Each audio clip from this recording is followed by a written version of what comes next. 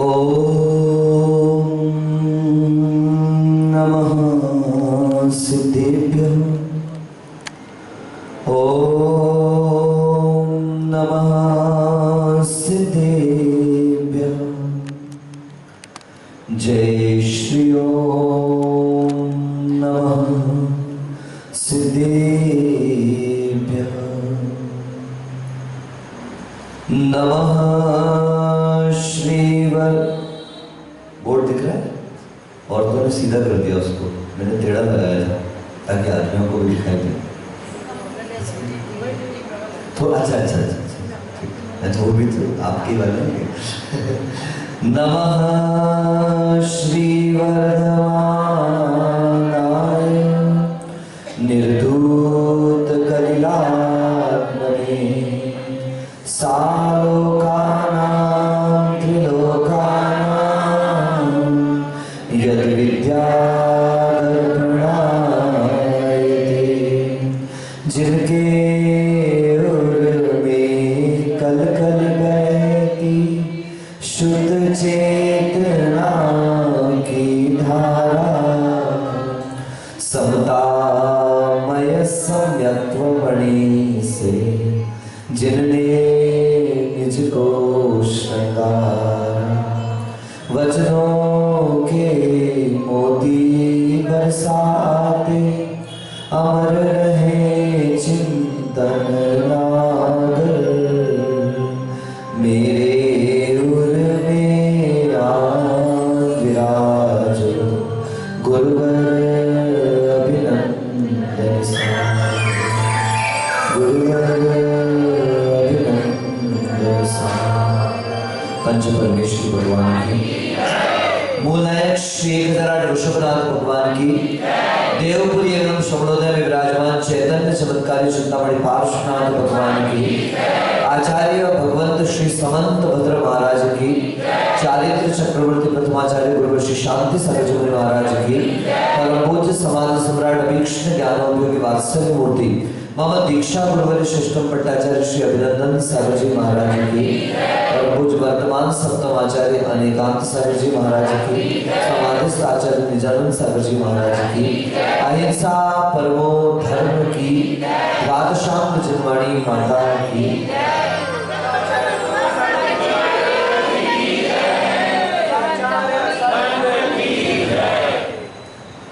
नमः श्री वर्धमानाय। मैं प्रभु वर्धमान को नमस्कार करता हूँ। आपके सामने बोर्ड पर यह मंगलाचरण लिखा हुआ है। उन वर्धमान भगवान को नमस्कार करता हूँ जिन वर्धमान भगवान का चारित्र उज्ज्वल था, निर्मल था, जिनका ज्ञान पवित्र था और इतना उत्कृष्ट था कि संसार में किसी से उनके ज्ञान की तुलना नहीं की जा सकती। लेकिन क्या वे जन्म से ज्ञान को लेकर के आए थे? आप आश्चर्य करोगे, आज हम सभा में संख्या की चिंता करते हैं। आज हम सभा में कितने लोग आए इस बात पर विचार करते हैं।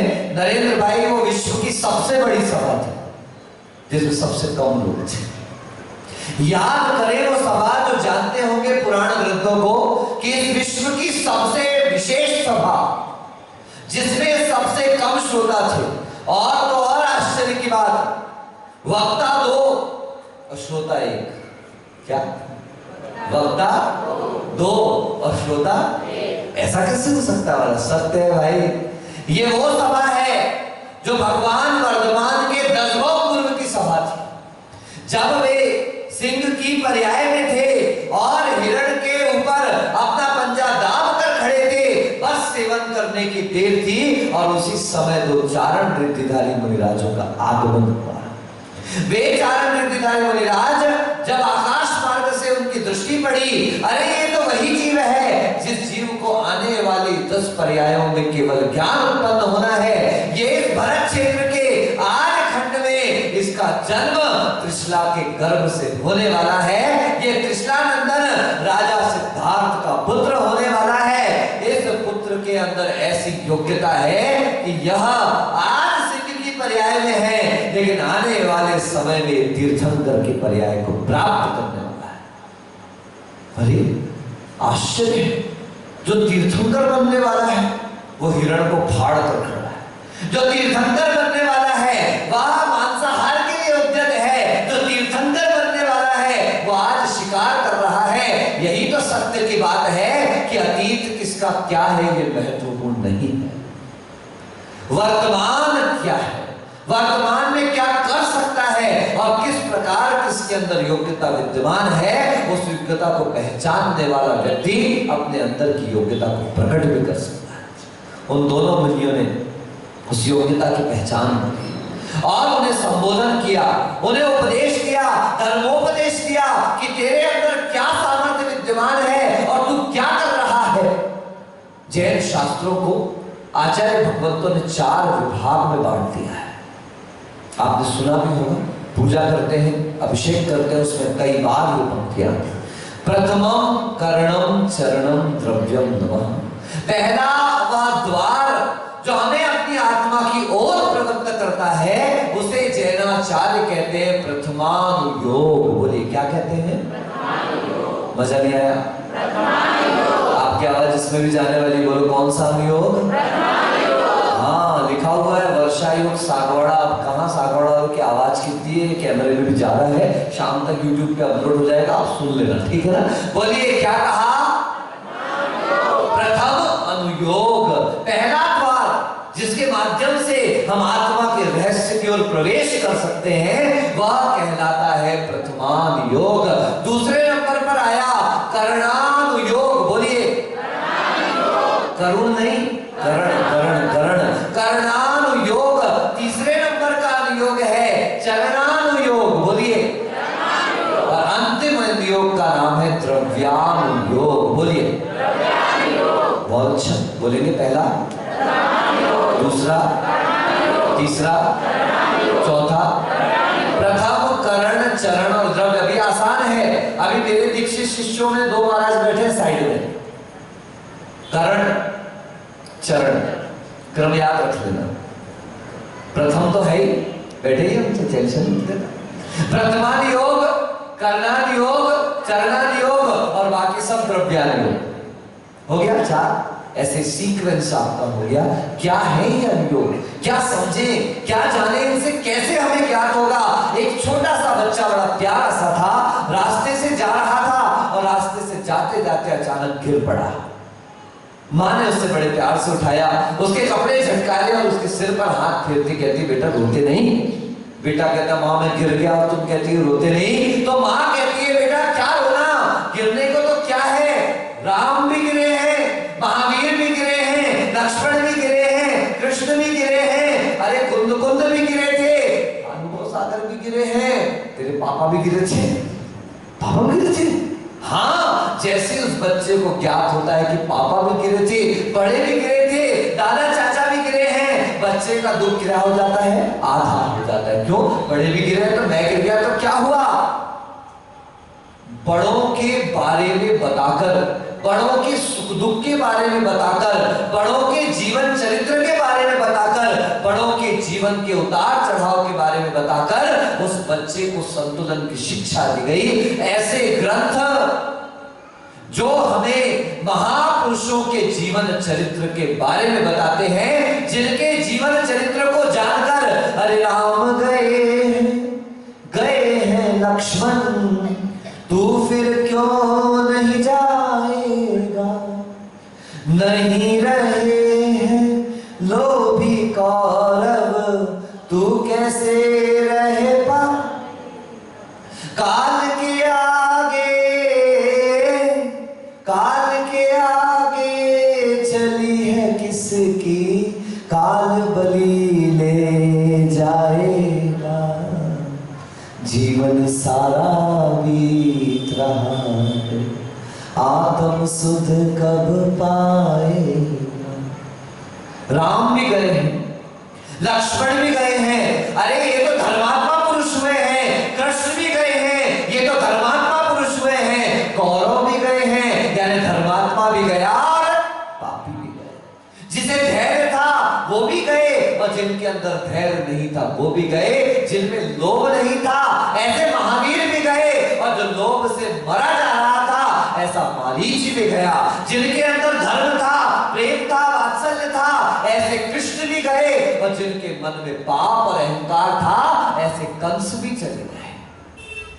सोचिएगा, विचार करिएगा, ये प्रथमान योग से ज्ञात हुआ, जो आया है सो जाएगा।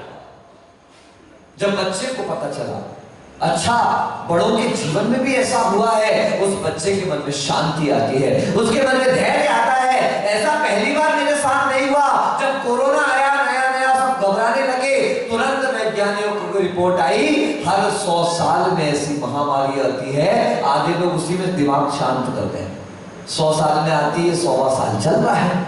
मतलब जाना, पुरानों को जाना, बड़ों को जाना, महापुरुषों को जाना। प्रथम का अर्थ होता है महापुरुष, जो आगे हैं, श्रेष्ठ हैं, उत्तम हैं, उत्कृष्ट हैं, हमारे आइडियल हैं। ऐसे आदर्श पुरुषों का जीवन चरित्र जिन ग्रंथों के माध्यम से ज्ञात होता है, आचार्य भगवंत उन्हें प्रथमान योग कहते हैं। दूसरा बच्चा रास्ते से जा रहा था, गिर गया, उसकी मां ने उसे बड़े प्यार से उठाया। बेटा रोते नहीं, मां मैं गिर गया और तुम कहती हो रोते नहीं। अरे बेटा, तूने पक्का किसी दूसरे को गिराया होगा। क्या सुना हम लोगों ने? बोलो। पहली मां ने समझाया, बड़े भी गिरे थे, पापा भी गिरे थे, शांत रहे, सब गिरते हैं अपने जीवन में, गिरना इंपॉर्टेंट नहीं है, गिर करके जो उठ जाए वह महत्वपूर्ण हुआ करता है। मुझे याद है जब मैं कॉलेज में हुआ करता था, 7th सेमेस्टर इंजीनियरिंग का फाइनल ईयर चल रहा था, और उस समय असमंजस की स्थिति थी। मुझे यहां आना है या वहीं रहना है, मुझे दीक्षा लेना है या गृहस्थी में जाना है। व्रत तो ले लिया था, लेकिन पक्का निर्णय नहीं था। थोड़ा बहुत डावाडोल स्थितियां थी, मन में संकल्प विकल्प चलते थे, और उसी में मैंने 7th सेमेस्टर के एग्जाम दिए। आप हंसोगे मेरे ऊपर, मैं अच्छा स्टूडेंट कहलाता था, और पांचों के पांचों पेपर में फेल, सब में सप्लीमेंट्री, किसी में 32, किसी में 33, किसी में 34, किसी में 32, किसी में 33, सब बाउंड्री लाइन पर। जैसे ही मुझे रिजल्ट पता चला, मुझे याद है मैं चाय पी करके निकला था होटल से, जहां पे जाते थे मेस में, वहां से निकला ही था बाहर, और उसी समय मोबाइल बजा, और मुझे खुद टीचर ने सूचना दी, Jain what will you do यार, you are fail in all the 5 papers. मैं बताऊं, मैं अपना पेट पकड़ के वहीं पर बैठ गया। एक बार तो दिमाग घूमा, चक्कर सा आने लगा, क्योंकि 5 पेपर में फेल होना बहुत बड़ी बात हो गई। आप फेलियर का नाम नहीं सुना कभी। 5 के 5 पेपर फेल। पता नहीं कैसे धोखे से डायल हुआ कि कैसे डायल हुआ, फोन से घर का नंबर लग गया, मम्मी ने फोन उठाया, वो हेलो हेलो कर रही है। उस समय मोबाइल फोन इतना आसान नहीं था। हमारे समय 250 रुपए का रिचार्ज कराते थे हम, तब 97 रुपीज का टॉक टाइम मिलता था, और उसमें भी अगर लैंडलाइन पर फोन लगा दिया तो ऐसा लगता था जैसे कोई ISD कॉल चल रहा है, इतना बिल उसका खिंच जाता था पूरा। तो मम्मी ने सबसे पहले कहा, आज तूने STD मोबाइल से दिन में फोन कैसे लगा लिया? मैंने कहा कुछ कहने लायक ही नहीं है, क्या बताऊं। अरे जो भी है कह तो दे। तब मैंने उनसे कहा मैं 5 पेपर में सप्लीमेंट्री आई फेल हो गया। तो मम्मी कहती घबराता क्या, मर गया क्या, किसी ने तेरा मर्डर कर दिया क्या? फेल ही हुआ है ना, खत्म तो नहीं हुआ, अभी एग्जाम के चांसेस तो नहीं गए। मैंने कहा नहीं, तो मैं भी फिर दे दूंगा 1.5 महीने बाद। तो बोले फिर क्या घबराता है? तब उन्होंने उस समय वो टाइम्स ऑफ इंडिया पढ़ रही थी, और उसमें एक स्पीकिंग ट्री नाम का एक एडिटोरियल में आता है, उसमें एक लाइन लिखी थी, वो उन्होंने मुझे पढ़ के सुनाई। और आज भी जीवन में कितना भी बुरा हो जाए, मैं अपनी माँ की उस बात को आज भी याद करता हूँ, और मैं फिर से खड़ा होकर के तैयार होता। उन्होंने कहा, falling down doesn't make you for a failure, but staying down does. गिरना कभी हारने के लिए कारण नहीं बनता, मगर रुकना हारने के लिए कारण अवश्य बन जाता है। तुम गिरे हो, सब लोग खड़े हो जाओ और फिर से चलना चालू करो। दुनिया की कोई ताकत तुम्हें हरा नहीं सकती, लेकिन अगर तुम रुक गए तो हारना निश्चित है। रुक जाना नहीं तू कभी हार के, कहते ऐसे कुछ नहीं।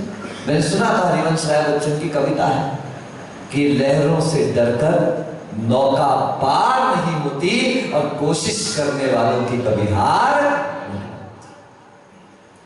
यह करना योग है। बेटा तूने ऐसा कोई कर्म किया था, तूने दूसरे को गिराया था, ये तूने दूसरे के साथ किया। ये life is all about the Newton's third law of motion, for every action the equal and opposite reaction. जैसा तूने कर्म किया ये फल तुझे प्राप्त हुआ।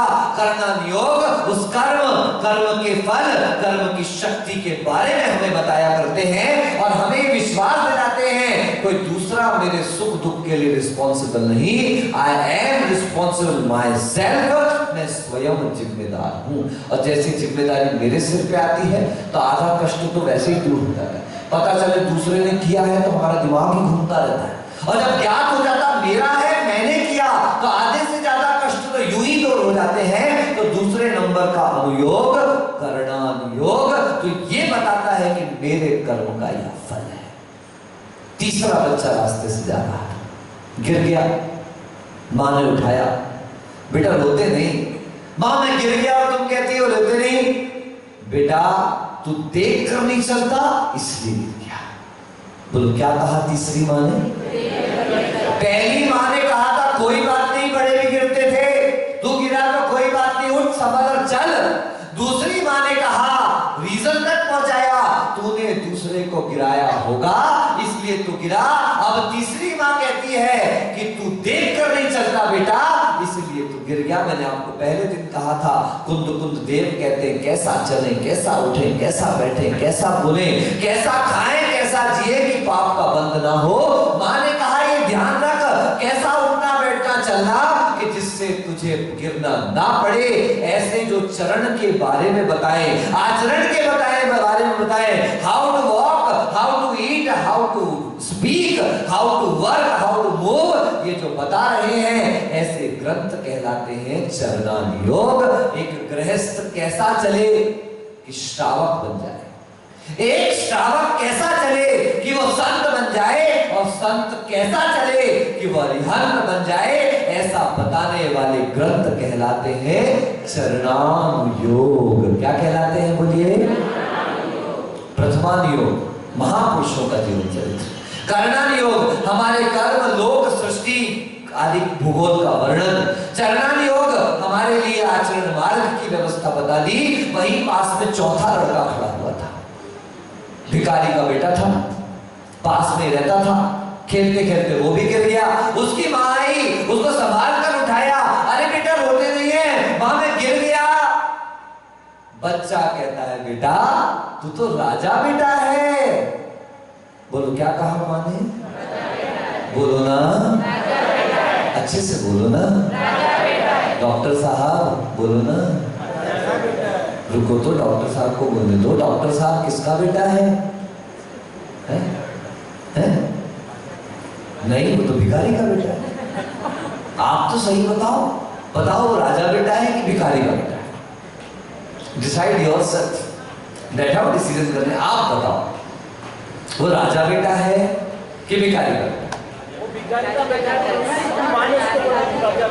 वो भिखारी का बेटा है, और विनय सेठ ऐसा कह रहे हैं कि उसकी मां ने कहा है कि वो राजा बेटा। लगभग सही है, पर थोड़ा और गहरा पहुंचता है।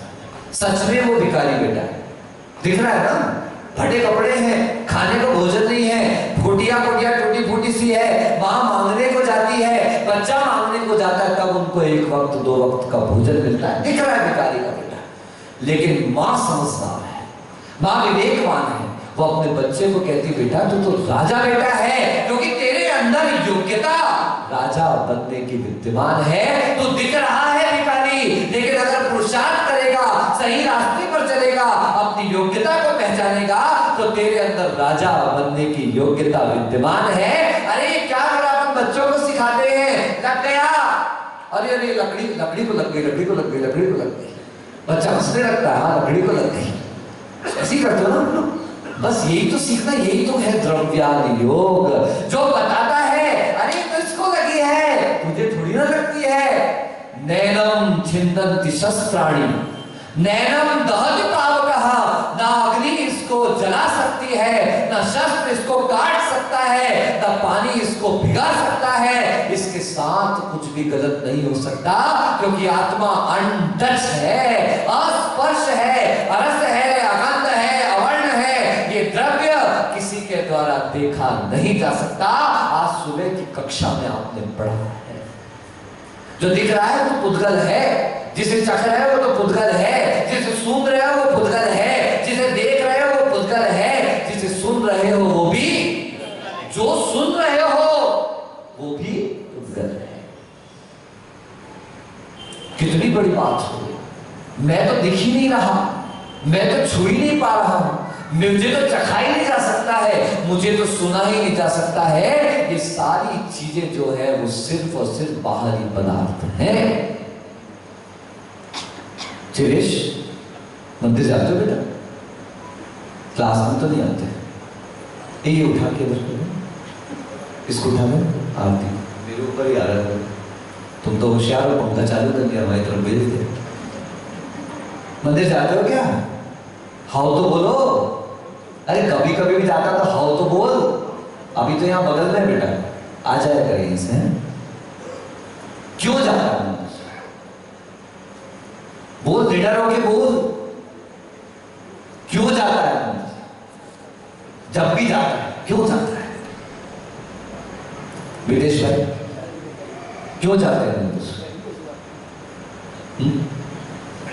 नहीं, बैठे बैठे बोलो। आपकी पर्सनैलिटी दिखेगी तो मेरे को भूल जाएंगे। चलो बोलो। पुनीत भैया, विदेश ने कहा कर्मों का नाश करने के लिए जाते हैं। सही बोला कि गलत बोला? चौक साहब सही बोला। ज्यादातर लोग कहते हैं हम जिन दर्शन करने मंदिर जाते हैं। बोलो, कितने लोग ऐसा मानते हैं? आप क्या करने जाते हैं? जिन दर्शन करने मंदिर जाते हैं। अगर सच में जिन दर्शन करने मंदिर जा रहे हो तो छोड़ो, कोई फायदा नहीं पत्थर के दर्शन करने से, कोई फायदा नहीं धातु के दर्शन करने से, कोई फायदा नहीं उस आइडियल के दर्शन करने से। आप में से कितने लोग हैं बोल यश, आईना देखता है कि थोड़ा देखता है? बोल जल्दी बोल। आईना देखता है कि मुंह देखता है? आईने में मुंह देखता है। बोलना भाई, जवाब देने में एक्सपर्ट बनो कि महाराज हम आईना नहीं देखते। क्या देखते हैं? आईने में अपना। हम जिन दर्शन करने नहीं जा रहे, हम जिन दर्शन के माध्यम से निज दर्शन करने के लिए जा रहे हैं, अगर अपना दर्शन नहीं हुआ, अपनी पहचान नहीं हुई, अपने स्वरूप का भान नहीं हुआ, सारे जिंदगी लेके जाना बासमती के चावल, अच्छी क्वालिटी के चावल, अच्छे बढ़िया बढ़िया फल और पुष्प, कोई फायदा होने वाला नहीं। हो सकता धन से समृद्ध हो जाओगे, लेकिन चेतन की समृद्धि मिलने वाली। ये द्रव्यान योग कहता है आत्मा का दर्शन कराना है, आत्मा के गुण बताना है, आत्मा क्या तत्व है सारे बाहरी पदार्थों से पृथक। जैसा सुबह और कल की कक्षा में आप लोगों को बताया, ये ट्यूब दिखाई दे रहा है, ये लाइट दिखाई दे रही है, लेकिन ट्यूब में अगर लाइट चल रही है तो उसके पीछे कारण है करंट। अगर करंट नहीं होगा तो ट्यूब में लाइट जलने वाली नहीं है। ऐसे ही ट्यूब और लाइट से उठकर जो करंट यानी शरीर और बाहरी पदार्थों से हटकर जो आत्मा का साक्षात दर्शन कराने का निमित्त बने, आत्मा के स्वरूप का दर्शन कराए, वह कहलाता है द्रव्यानुयोग, शुद्ध द्रव्य का वर्णन करने वाले ग्रंथ। There is a difference between God and me। आज वर्तमान में प्रभु और मेरे बीच में अंतर है, इस बात का आभास कराता है प्रथमानुयोग। Why there is difference between God and me? मेरे और प्रभु के बीच में अंतर क्यों है, ये वर्णन करने वाले ग्रंथ कहलाते करणानुयोग। How this difference can be limited? कैसे इस अंतर को समाप्त किया जा सकता है, ऐसे आचरण का वर्णन करने वाले ग्रंथ है चरणानुयोग। There is no difference between God and me।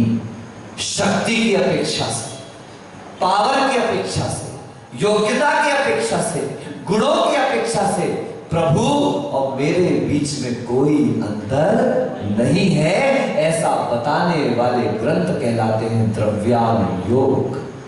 कल हमने कहा था दासो हम रटता प्रभु,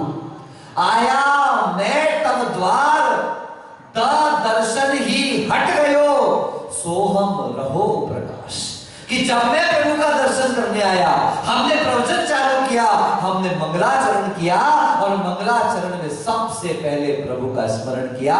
प्रभु का स्मरण करने का अर्थ है मैंने स्वीकार किया मैं निम्न हूं, मैं नीच हूं। मैं नीच का मतलब घटिया नहीं, किंतु सच में संसार के प्रपंचों में फंसा हो।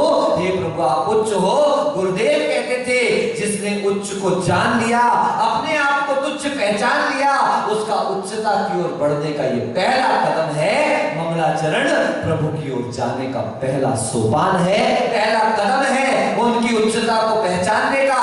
मैं भी उन जैसा हूं। जैसे ही मैंने अपने अहंकार को छोड़कर झुका, प्रभु की खबर आई, अरे अरे अरे अरे तू मेरा दास नहीं है, तेरे और मेरे गुण तो एक जैसे। फिर अंतर क्या? उस व्यक्ति ने गाना चालू कर दिया, सोहम। बोलो क्या? सोहम। फिर से बोलो, सोहम। फिर से बोलो, सोहम। ये सोहम सोहम ध्यान तो रह नहीं सको सकार, दीप अहम मम हो गयो अविनाशी अविकार। जब प्रभु के सामने उसने सोहम सोहम करना चालू किया, सह अहम जैसे आप वैसा मैं, तब अचानक से उसकी नजर, उसका हाथ था वो नीचे रखा था, पैंट के ऊपर चला गया। अच्छा, अंतर ये है प्रभु के शरीर पर वस्त्र नहीं है, मेरे शरीर पर वस्त्र है। फिर उसने गहन विचार चालू किया कि सच है जब स्वरूप प्रभु का मेरा और एक जैसा है तो हम दोनों का रूप अलग अलग क्यों है? वास्तविकता है जब स्वरूप एक सा है तो रूप एक सा क्यों? एक लड़का बिहार में आया, बिना चप्पल के आ गया, गर्मी बहुत थी। मैंने कहा भैया जूते चप्पल पहन के आ जाओ, बिहार करना है साथ में। तो ज्ञानी क्या कहता है, महाराज आप बिना चप्पल के, मैं चप्पल कैसे पहन लूं? मैंने कहा फिर बराबरी करना तो पूरी कर भैया, हम बिना कपड़े के तो तू भी बिना कपड़े के चल, उतनी सेवा करो, उतनी भैयावृत्ति करो, उस तरीके से चलो कि तुम अपने शरीर को भी बचा सको और फिर वहां पहुंचकर साधु की भैयावृत्ति भी करो। पता चला नंगे पांव चलेंगे, इधर पैर में फोले पड़ गए, वहां महाराज बेचारे थके हारे पहुंचे, महाराज जी फोला पड़ गया पैर में। हमने समझाई थी जो ना मांगे बड़ों की सीख, ले कटोरा मांगे भीख।